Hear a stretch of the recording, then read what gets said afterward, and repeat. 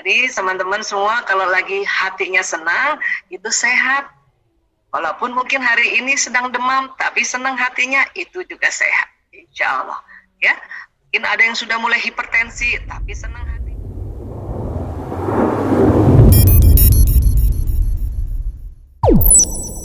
Baik, muslimah itu cantik luar dan dalam, Masya Allah. Tadi sebetulnya yang dipaparkan oleh Bu Puji itu sudah mencakup semuanya ya.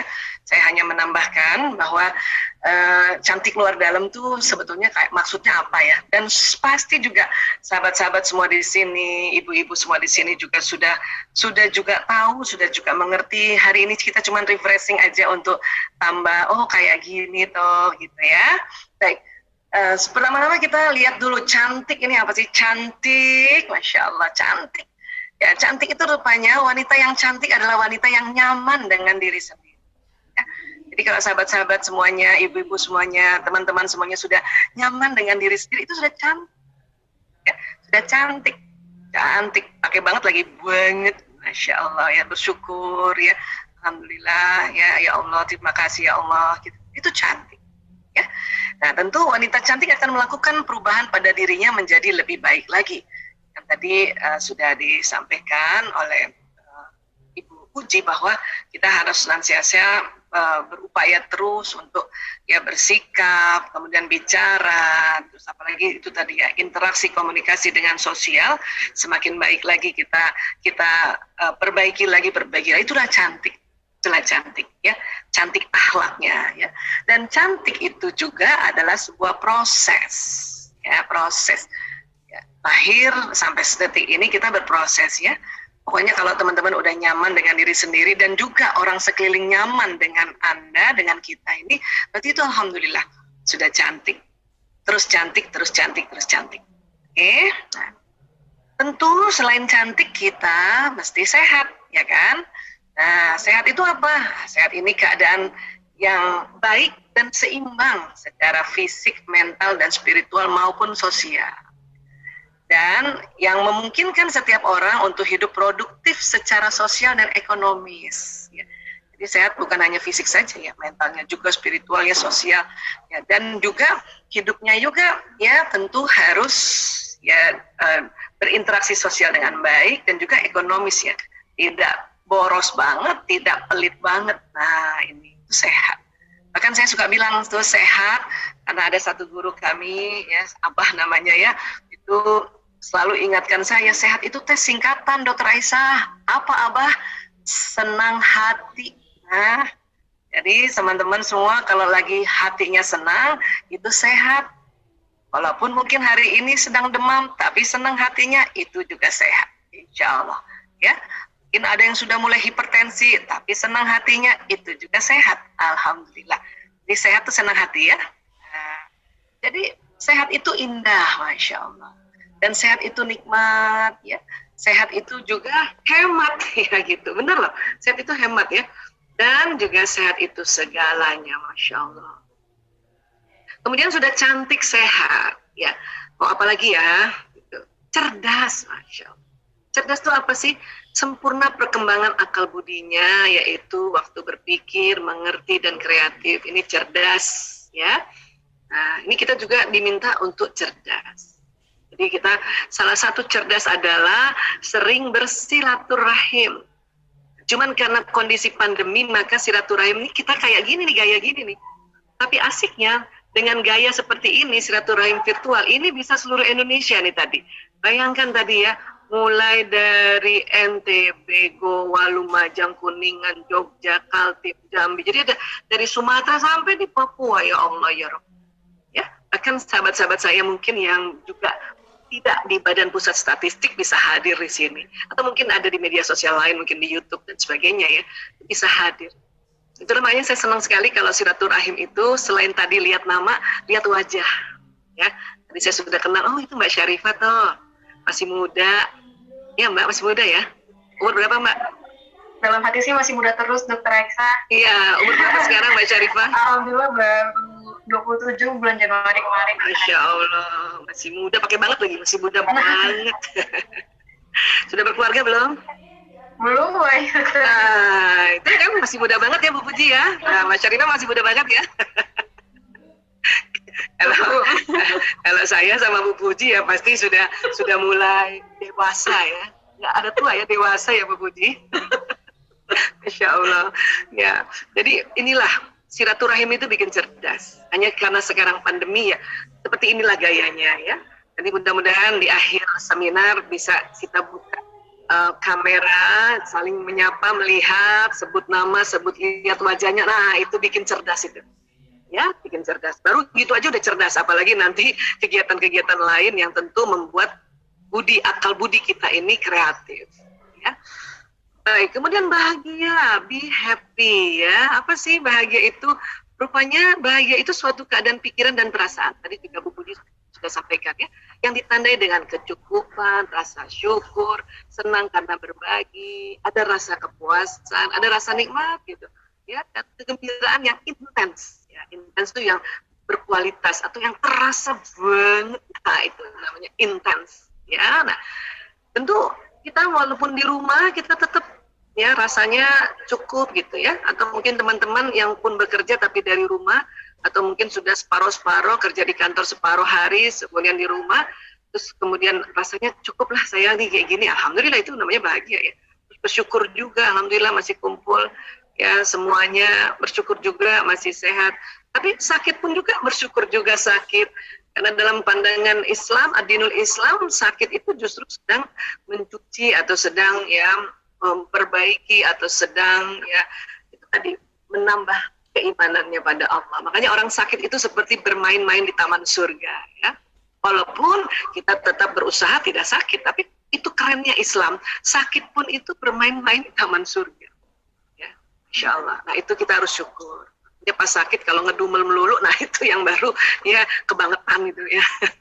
Nah kemudian itu ya kita senang berbagi, walaupun berbagi itu nggak mesti harta ya, berbagi itu senyuman, ya berbagi itu kalimat-kalimat yang menyenangkan, ya nasihat yang menyenangkan, berbagi itu bisa juga tenaga kita yang kita kasih ke teman-teman, bantuin apa dengan sikap, ya nah, itu bikin bahagia. Bahkan kalau perempuan nih, karena perempuan ini sering sekali dari statistik perempuan yang sampai usianya 60 tahun ke atas banyak yang Alzheimer. Ya, Alzheimer itu salah satu penyakit demensia ya, yang sering lupa gitu ya. Tapi karena waktu masih mudanya sering berbagi, itu mengurangi resiko Alzheimer. Kecuali yang ada genetiknya ya. Itu pun kalau genetik, kalau kita sering berbagi ya, rasa bahagia gini, rasa bersyukur, itu juga mengurangi resiko. Ya, insya Allah. Ya, nah, lengkap sudah ya. Sudah cantik, kemudian cerdas, sehat, bahagia, Masya Allah. Dan ini semua anjuran dari ad-dinul Islam, anjuran Allah, ya, yang dicontohkan oleh Rasulullah SAW. Ya, nah, kemudian biasa nih ya, saya kalau presentasi atau seminar berbagi harus juga cerita tentang otak. Ya, ada beberapa sahabat-sahabat saya ini saya lihat ini ada Mbak Suci, ada teman-teman dari community itu udah sering banget lihat gambar ini. Tapi saya suka ulang-ulang. Kenapa? Supaya sadar bahwa kita punya otak. Ya, jadi Allah menciptakan di dalam kepala kita ini ada otak besar, ini yang besar, ada otak kecil, ini yang kecil. Kemudian terbagi dua, belahan kanan dan belahan kiri. Yang saya suka sosialisasi sekarang itu bahwa di dalam otak kita ini otak besar dan otak kecil, itu ya Allah, banyak program-program yang Allah ciptakan, yang Allah desain. Banyak fitur-fitur, kalimatnya fitur aja ya, biar sama kayak gadget gitu ya. Ini kalau kita punya gadget terbagus sekarang ini, teman-teman, fiturnya kan banyak. Itu masih kurang dibanding fiturnya otak kita. Cuman kadang kita nggak pernah belajar, ya, terpaku oleh gadget yang kayaknya fiturnya gila keren banget nih. Ya, gadget gue bisa kayak gini-gini, tapi otak jauh lebih banyak fiturnya, Masya Allah. Cuman sering juga nggak dipakai karena nggak tahu. Ya, otak kalau lihat dari atas, ini terbelah dua, ya nanti ada ini belahan kanan, ini bagian depan di sini ya, kemudian ini belahan kiri. Wah Isa kenapa sih ngomong otak, kan kita lagi ngomong cantik. Nah, kan judulnya cantik luar dalam. Kalau cantik luar tadi sudah dipaparkan oleh Mbak Aisyah juga namanya dari Wardah kan? Iya, cantik secara sikap sosial tadi Ibu Puji sudah paparkan. Sekarang saya yang dari dalamnya nih. Ya dari dalamnya gimana nih ya? Kalau dari dalam berarti harus ngomong dari pusat koordinasinya yaitu otak, ya. Nah, yang saya mau cerita saat ini kesempatan yang berbahagia dan saya juga sering banget sharing tentang ini, bahwa di dalam otak manusia tuh ada otak emosi, ini ada emosi, namanya limbic system, semua manusia ada. Bahkan hewan golongan mamalia juga punya otak emosi, makanya ini sering disebut mammalia's brain, ya. Nah, ini nih, jadi kalau mau cantik dari dalam, kita harus tahu isi dalamnya otak itu apa. Ternyata otak emosi yang sebesar ini, ya Allah, ya. Nah, emosi ini ya itu ciptaan dari Allah agar kita hidupnya dinamis.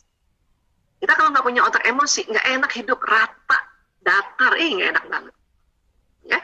Nah, sekarang karena kita mau mempercantik dari dalam, maka dari dalam otak dulu mulainya. Yang mana sih? Oh, itu ada otak emosi. Ya, apa kerjanya? Nah, itulah kita perlu belajar agar kita tahu. Yang sudah tahu pun diulang-ulang supaya paham. Sudah paham juga diulang-ulang supaya sadar. Nah, itu. Bahwa kita punya otak-otak emosi yang perlu dikendalikan. Kalau istilah sekarang kerennya di-manage. Ya. Nah. Jadi ini otak emosi ini, inilah inti dari otak. Bahkan ilmuwan otak mengatakan otak emosi inilah ya intinya, magnetnya dari otak manusia. Oke, nah, ini juga yang nanti mempercantik kita kalau emosi kita lebih seringnya berada di emosi positif. Ya, bisa kalau kita belajar ilmu, belajar tentang bagaimana caranya, misalnya saya di kedokteran ya. Sebagai dokter harus ngapain kalau ada orang sakit gini, itu ilmunya di mana itu masuknya Bu Aisyah? Di depan sini namanya prefrontal cortex.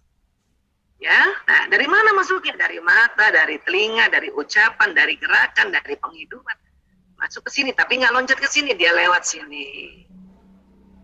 Ya, nah tapi orang juga udah banyak ilmunya. Kadang kalau lagi emosinya negatif, nggak inget tuh ilmu. Kenapa begitu Bu Aisyah? Karena kalau kita sedang emosinya negatif, ini otak mamalia tegang. Makanya ilmu yang ada di sini sebanyak apapun terblokir sementara. Sementara ya. Kalau yang nggak banyak ilmunya itu lebih parah. Ya, bukan lagi terblokir sementara, nggak ada isinya.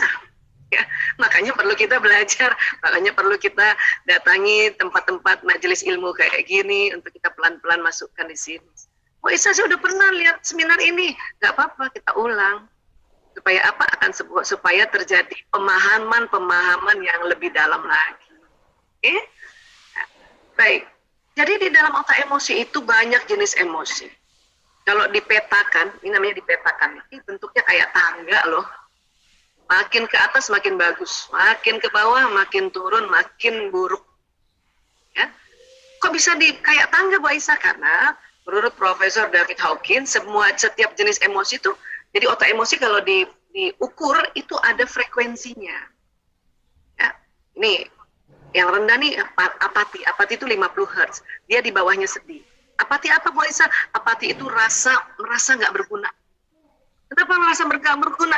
Karena sedihnya kelamaan. Kenapa sedih kelamaan? Karena takutnya kelamaan. Nah itu tadi kaitannya. Ya. Dan bahaya kalau merasa nggak berguna, saya mah cuma gini doang, saya mah nggak cantik kayak kamu, saya mah nggak beruntung kayak kamu, saya mah lulu, ya, itu nanti apati. Dan kalau terus-terusan berlama-lama di apati, ya bahayanya apa? Masuk depresi. Akhirnya benar-benar udah nggak cinta sama diri sendiri, dipukulinlah diri sendiri, kepalanya dijeduk-jedukin di tembok, ada benda tajam digotok, ya tangannya disilet-silet. Itu karena sudah tidak sayang sama diri sendiri kan? Dan itu sudah ada suicide, ide mencelakakan diri, itu namanya depresi. Dan kalau depresi harus dibantu orang lain atau dibantu oleh tenaga profesional, yaitu dokter kesehatan jiwa. Ya. Nah, untuk itulah makanya supaya cantik dalamnya, kita perlu menjaga agar emosi kita kalau sedang turun, ya cepat-cepat naik ke atas. Walaupun kita nggak bisa di atas terus-terusan 24 jam kali 7 hari, kali 30 hari dalam sebulan atau 31 atau Februari kadang 28, 29 ya. Nah, dikalikan 12 bulan nggak terus-terusan di sini. Karena ini memang ciptaan Allah. Kecuali depresi, bukan Allah desain. Ini sih. Sampai apati pun masih ada programnya di otak kita. Ya. Jadi kalau kita turun suatu ketika marah, suatu ketika mau buru-buru, nah ini las ini buru-buru, satu ketika takut khawatir, satu ketika sedih, itu lazim, fitrah namanya, ya. Tapi yang diminta tidak berlama-lama di sini, cepat-cepat move on, naik ke atas. Kenapa? Karena di atas inilah energinya positif. Karena frekuensinya tinggi, ini bisa menularkan ke orang sekitarnya. Kan Bu Aisyah kita nggak ketemu, teman kerja nggak ketemu, keluarga nggak ketemu, sahabat-sahabat nggak ketemu, sampai terasa kok, terasa banget sampai, ya, sampai tadi saja saya dengar Bu Puji menjelaskan, sampai banget Bu Puji, ya harapan-harapan Bu Puji, semangatnya Bu Puji untuk ya memberitahu pada kita kayak gini loh kalau kita berinteraksi, Insya Allah. Ya.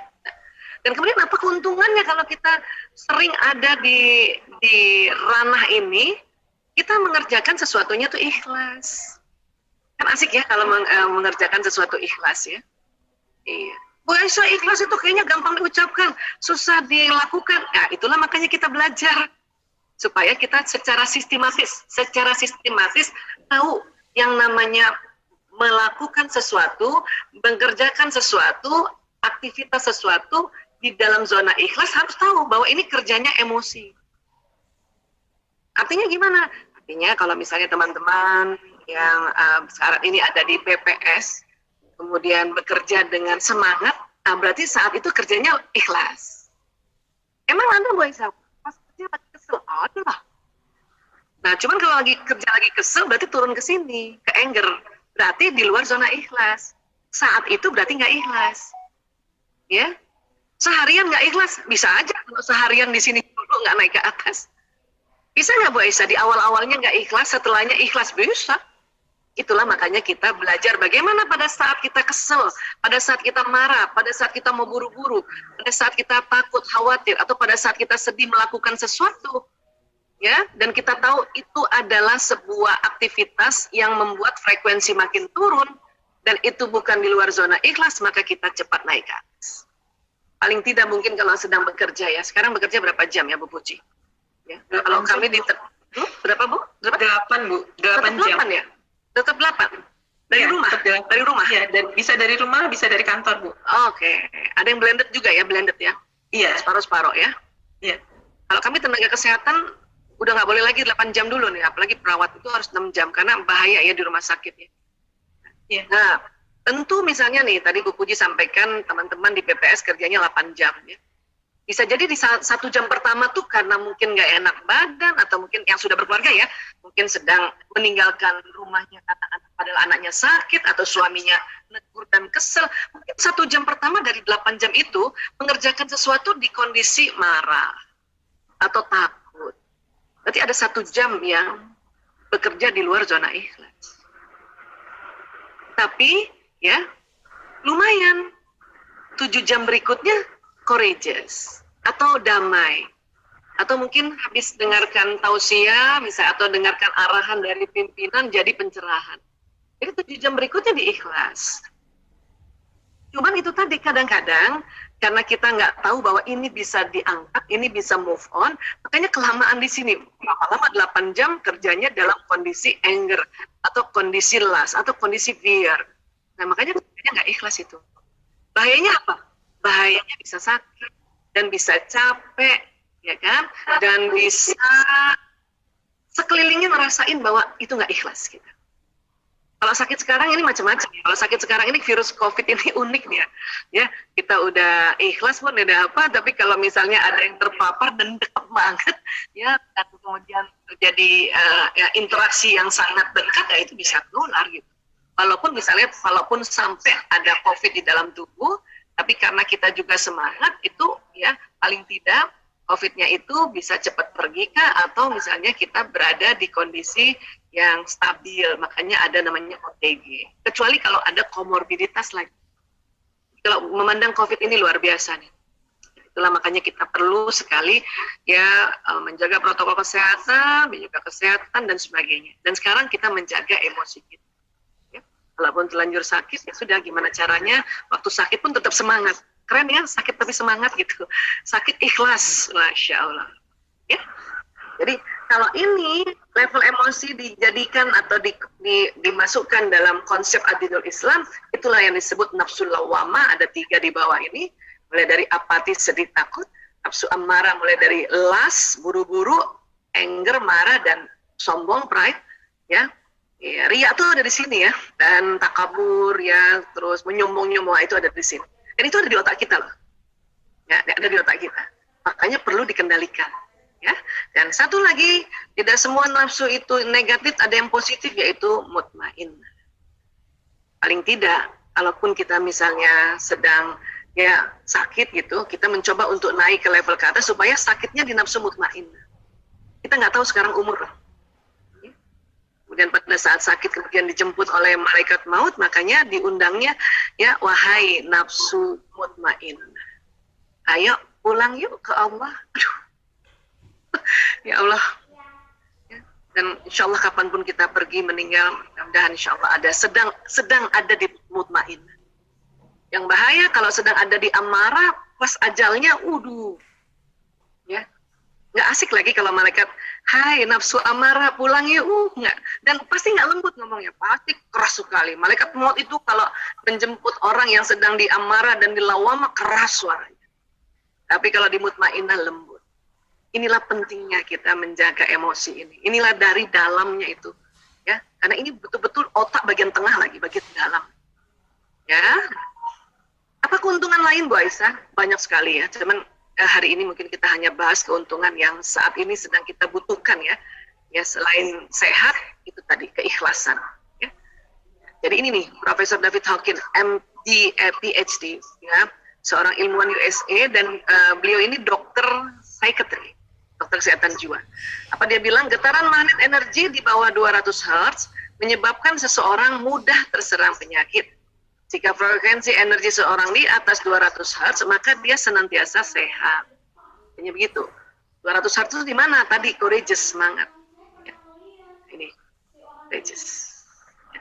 Tapi hati-hati, frekuensi kita juga kadang-kadang turun gara-gara apa? Kurang tidur, kurang makan, kurang minum, kurang gerak. Ya, apalagi sekarang kalau kita lockdown, paling sering itu kurang gerak. Tapi untungnya lagi, ada ibadah khusus yang Allah perintahkan pada kita, yaitu sholat.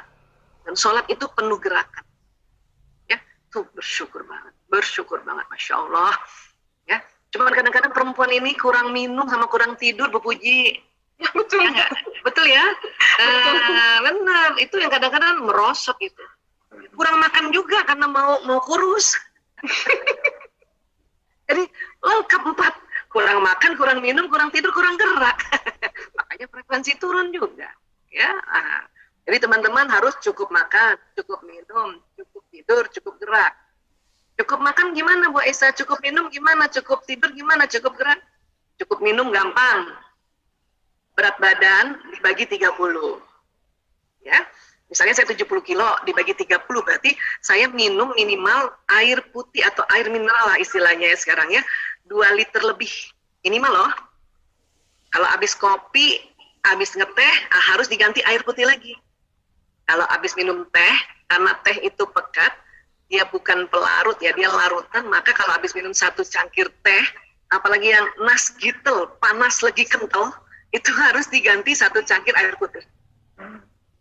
Kopi gimana Bu Aisyah? Kopi lebih kental lagi, 1 cangkir kopi diganti 3 cangkir air putih. Makanya di kedai-kedai kopi internasional, kita sebenarnya boleh minta air putih. Asal jangan minta yang botol-botol yang air putih yang mahal itu ya. Air putih yang dari dia rebus kali boleh, gratis loh. Cuman kita jarang minta. Ya, itu cukup minum. Oke, cukup makan bagaimana Bu Aisyah? Cukup makan paling enggak dalam sehari ada kandungan karbohidrat yang dimakan. Ya, nasi kah, ya kentang kah, ya ubi kah, singkong kah, cireng kah? Ya, papeda kah, itu karbohidrat, itu harus, karena nanti yang membuat energi itu karbohidrat. Kalau terlalu diet tanpa makan karbohidrat, hati-hati, frekuensi turun. Ya, cukup tidur gimana Bu Aisyah? Cukup tidur. Kalau saya tanya sama ibu-ibu, Bu, tidur yang cukup berapa jam? Semua serentak 8 jam. Iya, betul 8 jam, tapi itu untuk lansia dan balita. Nah, ya. Kalau umur kita kayak gitu mah 8 jam kebanyakan atau 5 jam udah cukup. Ada juga 4 jam cukup. Ada ya, karena udah kebiasaannya. Yang penting bangun subuh nggak sakit kepala, itu cukup. Ya. Kita kadang tidur 10 jam, 12 jam, bangun tidur sakit kepala, itu kelebihan, itu kebablasan. Ada yang juga 8 jam, karena nggak biasa 8 jam, bangun tidur sakit kepala. Terus kesel lagi, aduh kenapa 8 jam gue tidur. Tapi buat balita dan lansia, itu butuh 8 jam. Ya. Jadi cukup makan, cukup minum, cukup tidur, dan cukup gerak. Ya. Oke, terus kata David Hawkins lagi, di dunia ini dia telah melihat orang yang mempunyai frekuensi positif 700 Hz sampai 1000 Hz. Maka kekebalan tubuh dan vitalitasnya sangat tinggi. Wow, Masya Allah. Karena sekarang yang dibutuhkan ini, kekebalan tubuh tinggi dan vitalitas tinggi. Ya, kenapa? Karena itu tadi, ya vaksin, mau divaksin, tapi vaksin masih sedikit. 1 kali vaksin aja nggak bisa untuk 8 jenis virus lebih ini ya. Jadi COVID-19 atau SARS-2 ini, itu strain-nya udah lebih dari 8. Kalau vaksin itu baru untuk 1 strain. Kalau teman-teman yang sempat sakit dan kemudian sehat, itu mungkin baru 1 jenis juga gitu. Makanya kalau nanti sudah habis sakit sehat, alhamdulillah tuh, keuntungannya dia ada kekebalan.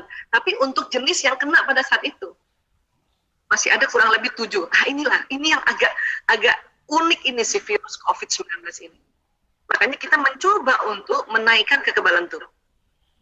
Walaupun misalnya pun sempat sakit, tapi gimana caranya nih? Pokoknya bikin sampai 700 sampai 1000. Yang mana sih Bu Aisyah 700 sampai 1000? Nah ini, enlightenment, pencerahan. Bisa ke sini gimana Bu Aisyah? Oh banyak cara. Termasuk sholat ya, termasuk sholat yang tumaknina. Apalagi Bu Aisyah, baca Quran. Ini saya selalu ya paksa nih, atau saya ingatkan keras diri saya untuk baca Quran Aisyah. Ini mah 1 ayat, kemudian baca artinya, kemudian kalau bisa kamu baca tafsirnya, atau kamu kajilah itu gitu. Ya, bilang sama diri saya. Ya. Kalau ada teman-teman sudah bisa 1 hari 1 juz, keren banget, Masya Allah. Lanjutkan kebiasaan itu. Wah, itu saya nggak sempat, cuma bisa sehari 1 halaman, 1 page. 1 page itu ain ketemu ain, itu 1 page ya. Kadang-kadang dalam ain di dalam page itu ada di ayat kedua dari halaman itu ya, pokoknya ain ketemu ain. Itu udah keren banget. Apalagi pakai artinya.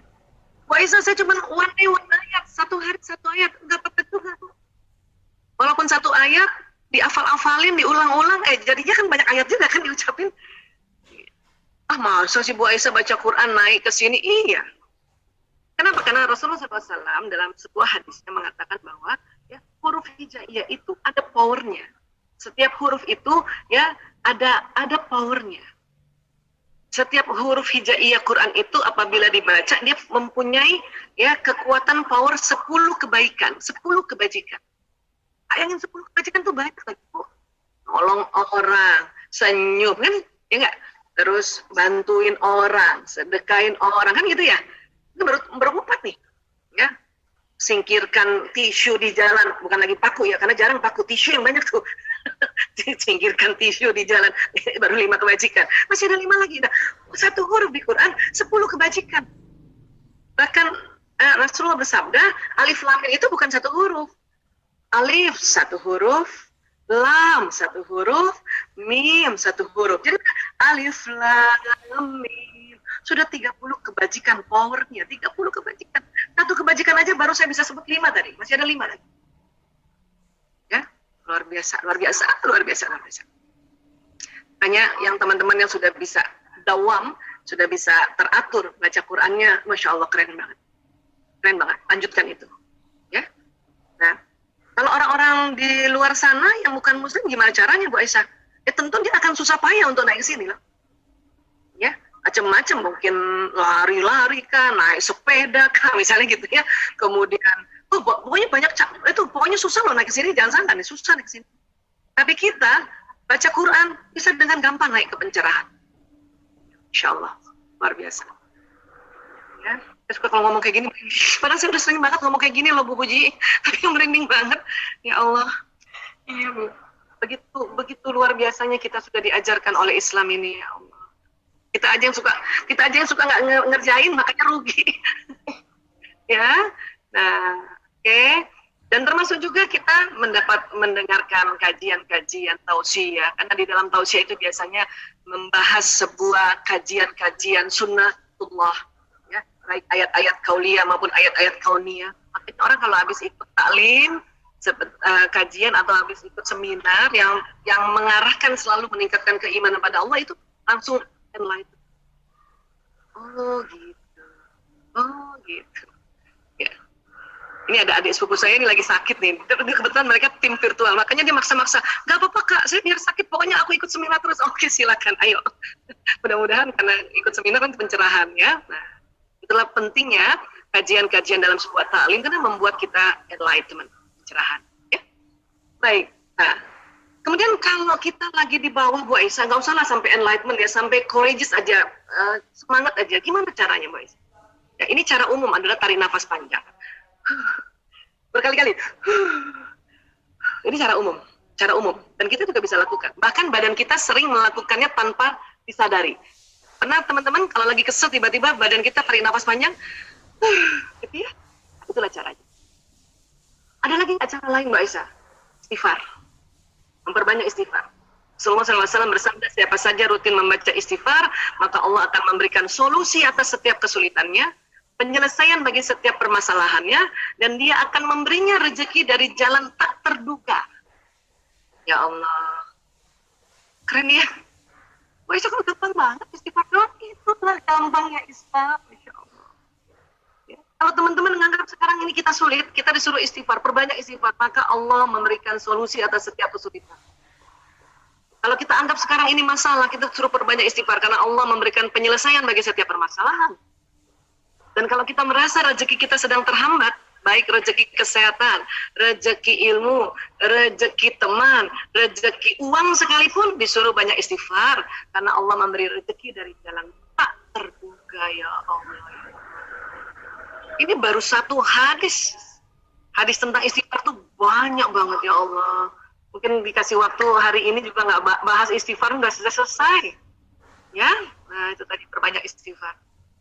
Teman-teman kalau lagi buka dompet, itu uangnya tinggal selembar, istighfar ya, astagfirullahaladzim, nah gitu, udah bener itu. Siapa yang begitu? Udah bener, lanjutkan. Ya, pantang lagi kalau nggak punya uang, mikir pinjam uang siapa ya, minta sama siapa, pantang. Istighfar dulu. Kalau sudah istighfar berkali-kali, kemudian terlintas ada orang, itu petunjuk dari Allah. Ya, kamu mintalah sama dia. Itu. Atau kadang-kadang istighfar berkali-kali nggak terlintas-lintas. Tahu-tahu ada temen yang bawain kue, ada yang temen bawain beras, ada temen, ya Allah, itu semua rezeki. Ya, beras 5 kilogram udah berapa? Ini dibawainnya 50 kilo, Allahu Akbar, Masya Allah. Kan rezeki. Ya. Kemudian, luar biasa deh, pokoknya deh, udah susah diomongin, saking luar biasa, Masya Allah. Ya, teman-teman istighfar ya. Baik. Kemudian wanita tuh lebih mudah depresi. Kita juga belajar sedikit tentang sisi wanita kita. Ya, kenapa sih wanita lebih mudah depresi? Ya, karena ada hormonal di dalam tubuh kita yang sering up and down di dalam sebuah siklus bulanan, 28 hari, 26 hari. Ya, dimana pas premenstruasi sindrom, mau mens, 2-3 hari mau mens, atau mens hari pertama sampai hari kelima, awal-awal hamil, habis melahirkan, atau mau masuk menopause, umur 47 tahun ke atas nih, cakep. Ini kalau nggak banyak belajar, itu langsung jatuh ke tangga depresi tadi tuh, jauh banget. Dan selalu mikirnya pengen bunuh diri. Saya nggak ada gunanya lagi saya istri, lebih baik saya mati. Nggak ada gunanya lagi saya jadi ibu, lebih baik saya mati. Itu depresi namanya. Cuma banyak ibu-ibu ya belum depresi udah selalu ngancem anaknya ibunya mati tuh. Biar nanti kalau mama mati kamu nggak ada yang urus. Itu mah bukan depresi itu. Itu ngancem, itu marah namanya. ya. Jadi kita harus paham bahwa sisi perempuan kita itu mudah depresi karena ada hormonal, ya.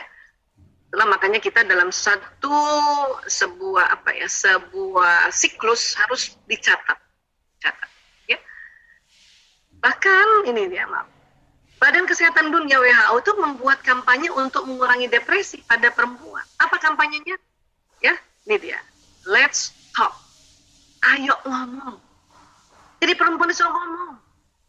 Saya nih kalau nggak setiap hari ngomong depresi juga kali ya. Nauzubillah min dzalik. Kondisi kayak gini. Kemudian sebagai tenaga kesehatan yang diurus narkoba, yang diurus juga LGBT. Kalau saya nggak setiap hari berbagi kayak gini, ngomong gini ya, bisa depresi. Makanya supaya kita nggak depresi, ayo ngomong, ayo ngomong gitu. Wah Isa saya susah ngomong, Wah Isa, mungkin itu watak. Makanya kita ngomong sama Allah, dikit-dikit kita ngomong sama Allah, kita istighfar kan ngomong sama Allah. Ya Allah, saya teh begini, itu kan ngomong sama Allah. Baca Quran, itu juga bicara pada Allah, ya kan? Kenapa sih harus ngomong, Wah Isa? Ya karena ini dia, pernah dengar barangkali seminar tentang otak pria wanita ya? Jadi pria dalam sehari itu mengatakan 2.000-4.000 kata, 1.000-2.000 bunyi vokal, 2.000-3.000 gerakan tubuh. Rata-rata komunikasinya pria itu 7.000. Ya, teman-teman yang punya suami pendiam mungkin yang 5.000. Ada juga suami yang seneng ngomong itu yang mungkin 9.000, tapi rata-rata 7.000. Kita perempuan banyak banget. Dalam sehari mengatakan 6.000 sampai 8.000 kata, 2.000 sampai 3.000 bunyi vokal, 8.000 sampai 10.000 gerakan tubuh. Rata-rata komunikasinya 20.000. Ya, 20.000. Wah Isa saya kayaknya pendiam deh ya. Yang pendiam 16.000. Bayangin, pendiam aja lebih banyak daripada yang 9.000. Syarifah yang mana kira-kira Mbak? Yang 16.000 sampai 20.000? Kayaknya lebih dekat ke 20.000 deh buat Dr. Aisyah. Atau yang 23.000? Kita ada yang 23.000. Saya kayaknya 23.000 saya. Ya, sudahlah perempuan wataknya pembicara. 23.000. Dan kenapa kita bisa stres? Kenapa kita bisa depresi? Karena kita nggak ngomong. Karena ada penelitian dari Dr. Luan Brizendin. Ini penelitian Dr. Luan Brizendin di University California, San Francisco. Dan juga penelitian dari suami istri Mr. Alan dan Barbara Pease di Sydney, Australia. Ya, ini didapati. Kenapa? Karena otak bicaranya laki-laki cuma di sebelah kiri doang. Otak bicaranya perempuan kiri kanan. Ya. Bahkan ada riset mengatakan begini, ya, wanita bila dalam sehari komunikasi kurang dari 16.000, maka tidur malamnya tidak nyenyak. Gitu Bu Puji, makanya kita harus ngomong. Ya, makanya kampanyenya WHO, let's talk, ayo ngomong. Mbak Isa gimana sekarang ngomong, ketemu teman aja susah. Nah untung ada gadget juga kan, kita chattingan lumayan tuh kan ngomong juga. Karena 16.000 kan termasuk dari ya gerakan tubuh. Ya, atau ya bebenah kan di rumah. Dan sekarang alhamdulillah karena anak-anak juga sekarang belajarnya di rumah, Bunda 16.000 katanya itu sudahlah mengerjakan pekerjaan rutin di rumah, ya, bantuin anak belajar, ngaji juga, wah, tersalurkan. Makanya kalau ada ibu-ibu masih stres, ya, dampingin anak belajar, makanya saya bilang, Bu, coba deh, ayo ini yuk kita tahu ya bahwa perempuan itu minimal 16.000 harus keluar ya Bu, supaya nggak ngeluh melulu. Wah Isa, ini gimana sekolah nggak buka-buka, jadi saya juga harus ngajarin anak di rumah. Bu, kalau sekolah dibuka bahaya. Ibu mending mana? Nemenin anak belajar atau nemenin anak sakit COVID? Nemenin anak belajar. Ya, nemenin anak belajar. Oke? Dan sanggup insya Allah. Bahkan ya, anaknya sebanyak apapun sekarang, misalnya katakanlah saya 5 ya, untuk anak saya udah gede-gede ya, 5. Ya, itu masih lebih juga 16.000 kata itu. Ya, jadi please, ayo terima. Inilah anugerah Allah pada kita. Supaya kita cantik luar dalam. Gak ada yang lihat Bu Aisyah cantik luar dalam. Siapa bilang? Anak-anak lihat kita cantik luar dalam. Ya, suami lihat. Kalau lihat. Karena dia baru datangnya malam kan gitu. Orang yang di rumah kita, mbak kita, khadimat kita lihat. Lihat kita cantik luar dalam itu lihat. Jadi jangan juga di rumah kemudian kita tidak cantik luar dalam. Ya. Minimal kita pakai skincare. Wardah tuh skincare-nya keren banget loh. Saya bukan di endorse ini ya. Tapi saya mau bilang, apalagi yang rose hydrating itu, keren banget. Alhamdulillah. Ya. Nah, please, ya, kita harus cantik luar dalam. Kemudian wanita butuh bicara. Otak wanita tidak menyimpan masalah seperti otak pria. Masalah bagi wanita terus berputar-putar di dalam kepalanya. Ya. Satu-satunya cara wanita melepaskan masalah dari kepalanya adalah membicarakan masalah tersebut untuk mengungkapkannya. Ya. Jadi perempuan ini harus ngomong. Perempuan ini kalau ada masalah muter-muter kepalanya di kepala kita, sampai kita ngomong. Pas kita ngomong baru tersimpan. Dan yang luar biasanya 3 bulan muncul lagi tuh masalah yang sama itu di otak. Makanya harus ngomong lagi. Terus kata suami, kayaknya udah dibahas kemarin deh. Tapi saya sering bilang, wanita itu ahli sejarah. Jadi diomonginnya sama, persis sama, kronologisnya sama. Kamu ya, selalu aja deh, kalau aku WA kamu nggak jawab, nanti 3 bulan muncul lagi tuh, kamu tuh ya, selalu aja kalau aku WA kamu, itu nanti tahun depan muncul lagi tuh. Sebetulnya perempuan, kalau lagi ngomong gitu, bukan mencari jalan keluar, bukan, cuman pengen diomongin, supaya nanti masalah itu tersimpan lagi dengan cakep di kepala. Ini suami juga harus paham. Caranya gimana Bu Aisyah? Kasih tahu aja. Tapi ingat ya, kalau ngasih tahu suami itu nggak boleh seperti menggurui. Sampaikan dengan cara yang manja, cantik gitu. Kayak jadi ada gadis cantik yang masih gimana gitu, kasih tahu, ayah, tadi tuh aku, seperti saya dulu ya, ya Allah ayah, aku habis baca jurnal, buku ya, tentang, jurnal dan buku ya, perempuan itu ternyata emang kalau ngomong diulang-ulang. Jadi please, maafin aku kalau aku ulang-ulang. Suami saya seneng. Cuman ingat ya, muka laki-laki rata. Dan cuma yang penting sudah sampaikan. Oke? Makanya suami saya sekarang kalau saya ngomong diulang-ulang, dia tahu. Perempuan banget, kata dia. Nah, sekarang. Perempuan wanita, bila curhat hanya ingin disimak. Tapi pria, bila mendengar curhat selalu menawarkan solusi. Ini yang berantem nggak bisa. Ya, kenapa? Karena laki-laki tuh nggak tega denger istrinya curhat, nggak tega. Padahal kita bilangin sama tuh laki-laki teganya. Padahal dia nggak tega. Ayah, aku sakit kepala. Minum obat dong. Solusi bukan itu? Solusi. Tapi ibu-ibu kalau curhat sakit kepala sama suami, itu sebelumnya udah minum obat. Makanya waktu suaminya bilang, minum obat dong, ngambek kita. Obat apaan lagi, semua obat udah aku minum. Iya. Gitu. Jadi maunya apa perempuan? Cuman ingin disimak. Pengen dengar kalimat dari suaminya itu, kasihannya kamu capek. Pengen gitu doang. Makanya sampaikan pada suami. Ayah, aku cuman curhat doang ya, dengerin aja ya. Suami saya juga udah pinter tuh. Kalau saya curhat, dia suka tanya, kamu mau pakai solusi apa enggak?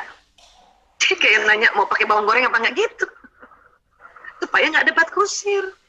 Atau kalau kita curhat, dan ingin ada solusi, kita aja ngomong, ayah, menurut ayah, pandangan ayah gimana nih solusinya? Itu biar laki-laki tahu, oh dia butuh. Kalau enggak, laki-laki suka capek. Karena dia sangat kasihan sama istrinya, pengen banget ngasih solusi. Tapi pas dia ngasih solusi, kita ngambek. Waduh, ini berantemnya hanya gara-gara gini. Ya? Jadi stop untuk bertengkar yang gara-gara kayak gini. Buang energi. Oke? Ya. Kemudian apa lagi? Ini, otak dibelah. Ada namanya organ ini di sini, namanya corpus callosum. Ini yang menghubungkan otak kiri kanan. Perempuan lebih tebal. Ya, ini corpus callosum kayak gini, 3 dimensinya ya kira-kira. Nah, gitu.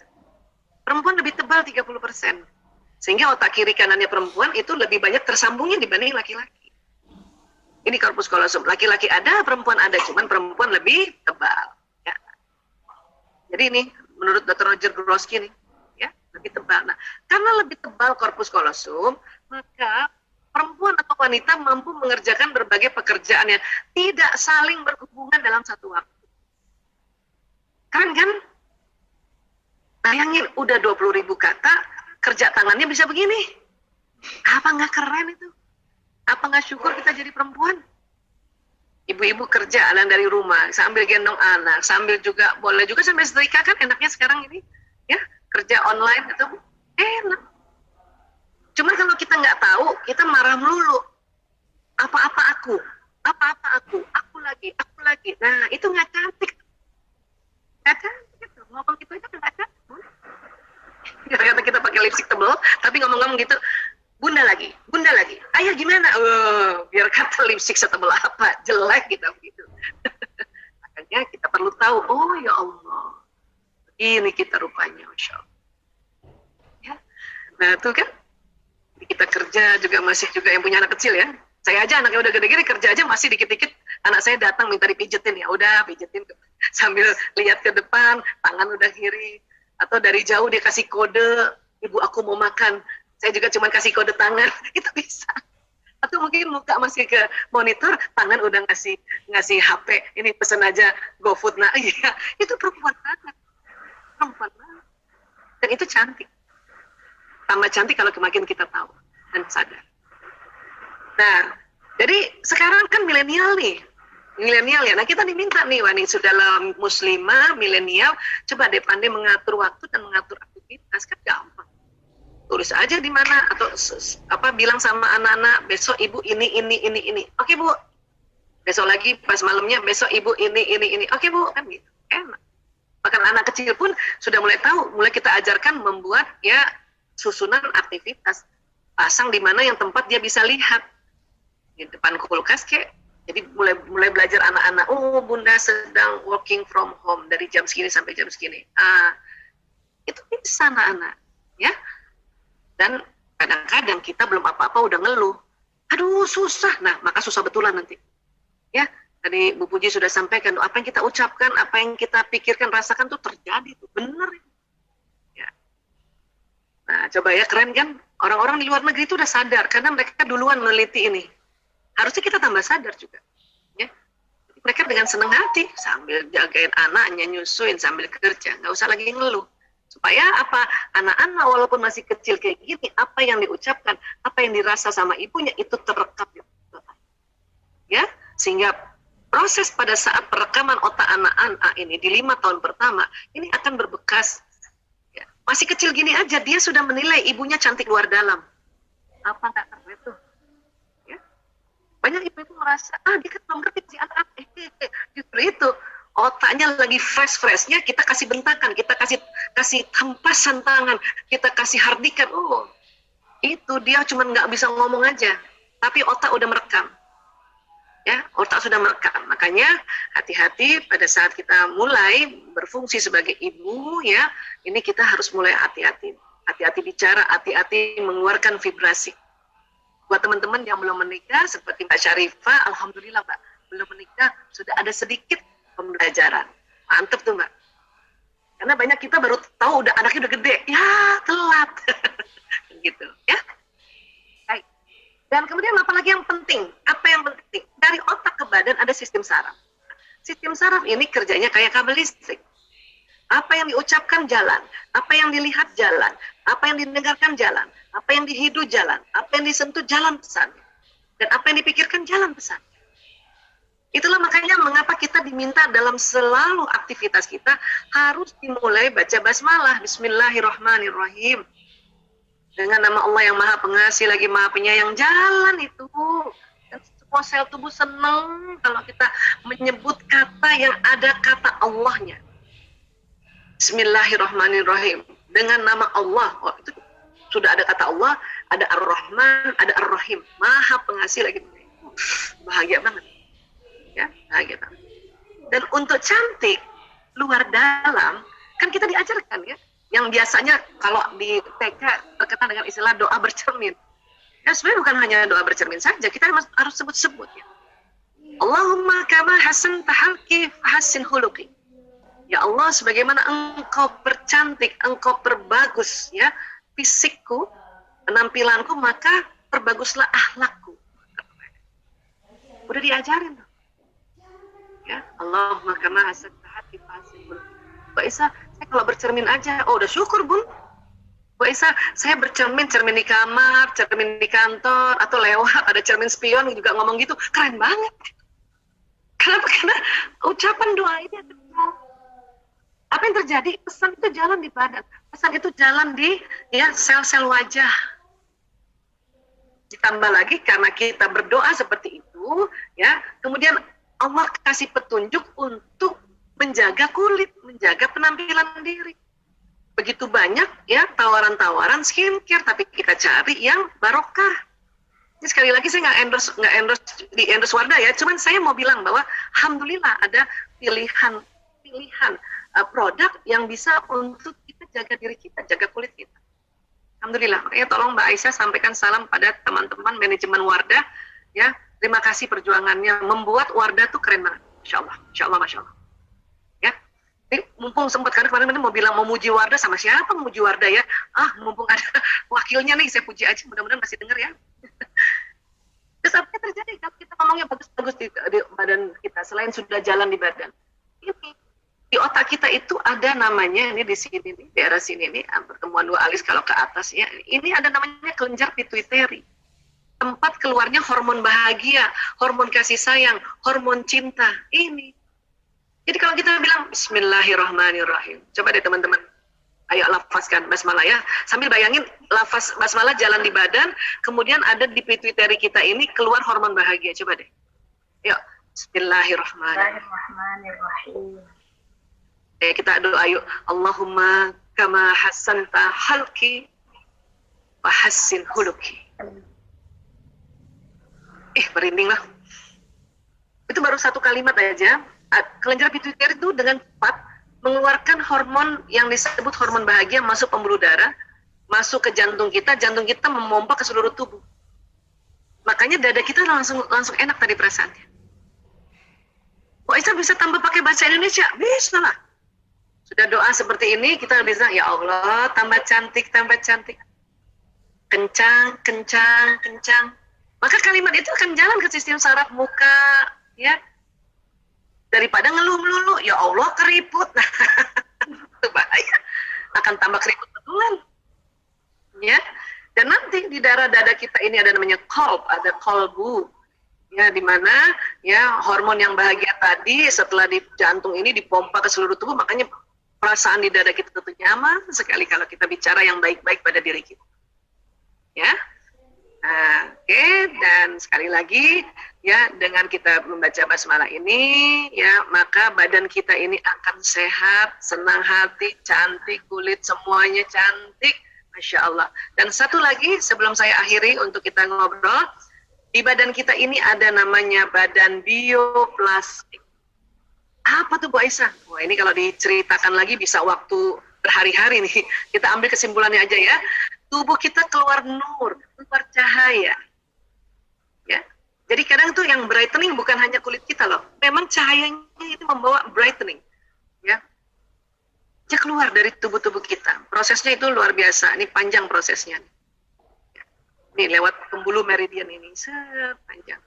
Ya, makanya ini juga yang terasa oleh anak kita, oleh suami, oleh orang lingkungan kita, oleh sahabat kita. Nah, sinyal ini membawa pesan emosi tadi. Kalau teman-teman semangat ini akan jalan. Atau teman-teman bilang, ya tadi doa ya Allah, ya saya semakin cantik ya Allah, terima kasih ya Allah, cantik. Maka bukan hanya di badan seluler terjadi pesan cantik, dia akan keluar loh. Walaupun ibu nggak ngomong, saya cantik nggak ngomong gitu. Orang sekeliling tahu bahwa ibu tuh cantik. Ya, teman-teman cantik. Itu kerennya ya. Makanya saya bilang kalau ada bunda ya nemenin anaknya belajar, tapi kesel, maka keselnya bisa nular ke anak. Bisa nyamber ke anak. Tapi ya itu tadi ya. Jadi kalau misalnya kita mengeluh, itu mengeluhnya bisa kena anak.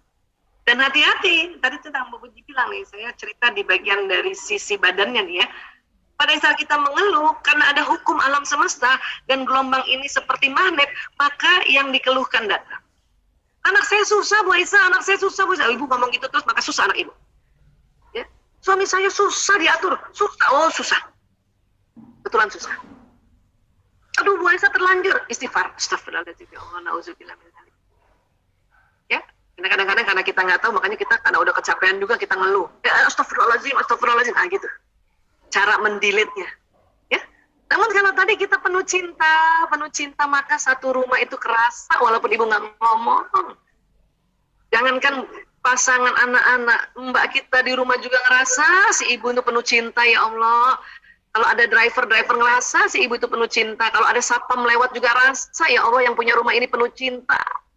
Dan apa yang terjadi akan ditarik juga peristiwa yang tambah membuat kita penuh cinta.